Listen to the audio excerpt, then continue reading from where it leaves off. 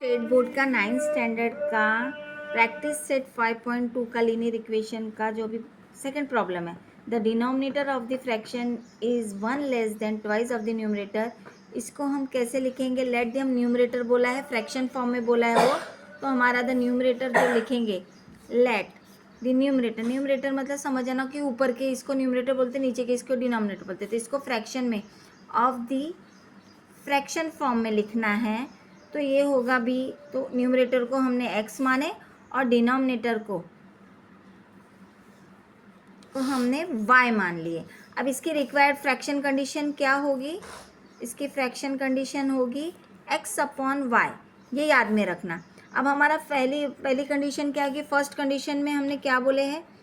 जो first condition है इसकी, इसमें ये याद रखना कि उसने बोला है कि लेस देन माइनस, तो ये इक्वेशन तैयार होगा y equal to 2x minus 1। ये हमारा पहला इक्वेशन मिलेगा, क्योंकि उन्होंने लेस देन बोला है इसलिए इक्वेशन माइनस में हुआ। अब इसको हमको इक्वेशन बनाना है, लीनियर इक्वेशन है, 2 वेरिएबल है, तो इसको इक्वेशन बनाएंगे। तो इक्वेशन बनाएंगे तो 2x, अगर हम सिंपल में देखेंगे तो y minus 2x equal to minus 1 रहेगा।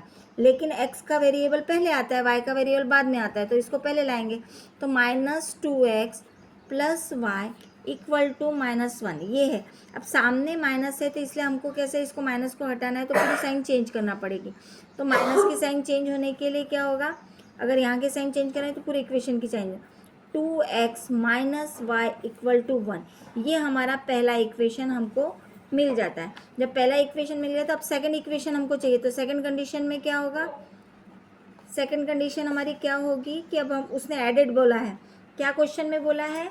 If 1 is added to numerator and denominator respectively, मतलब हम न्यूमरेटर में भी 1 ऐड करेंगे और हमको, तो न्यू नंबर जो हमारा न्यू न्यूमरेटर जो हो रहा, अभी न्यू न्यूमरेटर में उसने एडेड बोला है, तो न्यूमरेटर x है तो उसमें एडेड हुआ 1 और डिनोमिनेटर में हुआ y प्लस 1। अब ये हुआ तो ये हमारे को फ्रैक्शन फॉर्म में लिखना है।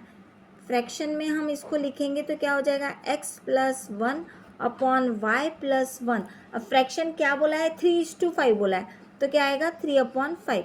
अब जब 3/5 आ गया फ्रैक्शन में तो इसको क्रॉस मल्टीप्लिकेशन करेंगे, तो 5 को x प्लस 1 से करेंगे और 3 को y पर, तो यहाँ ब्रैकेट में 3 बाहर आ गया, 5 बाहर आ गया, 5 बाहर है, तो क्या हुआ? x प्लस 1 और यहाँ पे इक्वल टू 3y प्लस 1। अब इसको हमको ओपन करेंगे तो क्या हुआ? 5 इंटू एक्स कितना हुआ?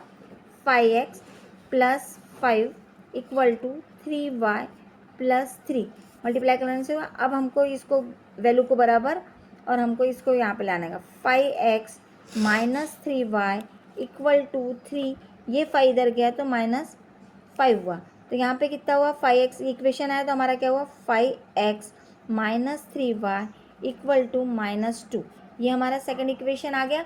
अब हमारा ये हमारे पास दोनों मिलने के बाद हमको क्या करने के, अब देखना है हमारे पास यहाँ पे 2x है और यहाँ पे 5x है, यहाँ पे y है, तो यहाँ पे माइनस 3y है।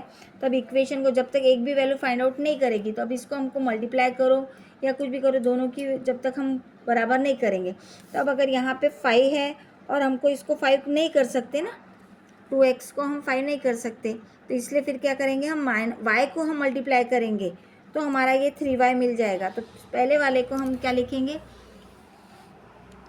मल्टीप्लाई बाय 3 इन इक्वेशन, किसको करेंगे? फर्स्ट को। तो फर्स्ट इक्वेशन क्या था? 2x minus y equal to 1, ये पहला इक्वेशन था। अब इसको मल्टीप्लाई करना है 3 से, तो 3 into 2x minus 3 into y equal to 1 into 3, तो ये क्या हो जाएगा हमारा? 6x minus 3y equal to 3, ये हमारा थर्ड इक्वेशन आ गया। अब हमारा वैल्यू बराबर आ गई, यहाँ पे सेकंड इक्वेशन में था 5x minus 3y equal to minus 2। अब हमारा, तो अब हम लिखेंगे सब्ट्रैक्ट इक्वेशन। अब जिस इक्वेशन में जिसको करना है तो लिखो 3, लिखोगे 3 फ्रॉम 2। अब जो लिखे तो 2 पहले लिखे तो हम 2 को पहले लिखेंगे, 5x minus 3y equal to minus 2, ये हमारा सेकंड है। और थर्ड क्या है? 6x minus 3y equal to 3, ये थर्ड इक्वेशन है हमारा। अब सब्ट्रैक्ट बोले हैं तो साइन चेंज हो जाएगी, माइनस प्लस माइनस, अब ये यहाँ पे माइनस हुआ, ये तो कट जाएगा, माइनस प्लस हो गया तो ये 0 हो गया। अब ये कितना हुआ, यहाँ पे एक्स साइन किसकी बड़ी है, 6 की बड़ी है और ये प्लस है, तो यहाँ पे क्या आ जाएगा, माइनस एक्स आएगा, इक्वल टू 3 में माइनस माइनस हो गया तो प्लस हो गया, तो ये कितना होगा, -5 हो गया। तो यहाँ पे हुआ x इक्वल टू -5, दोनों के माइनस माइनस माइनस कैंसिल, तो x की वैल्यू आई 5।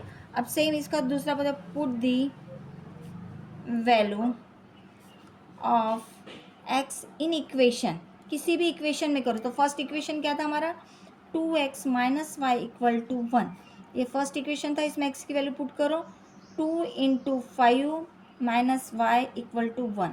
अब ये हुआ 10 माइनस वाई इक्वल टू 1, तो माइनस वाई इक्वल टू 1, ये इधर आया तो कितना हुआ, -10 हुआ, तो माइनस वाई इक्वल टू -9, तो माइनस माइनस कैंसिल, तो y की वैल्यू आई 9। अब हमारा फ्रैक्शन में बोलना था रिक्वायर्ड फ्रैक्शन, क्योंकि हमने x को माने थे न्यूमरेटर और डिनोमिनेटर को माने थे, तो हमारा फ्रैक्शन क्या था, x अपॉन y।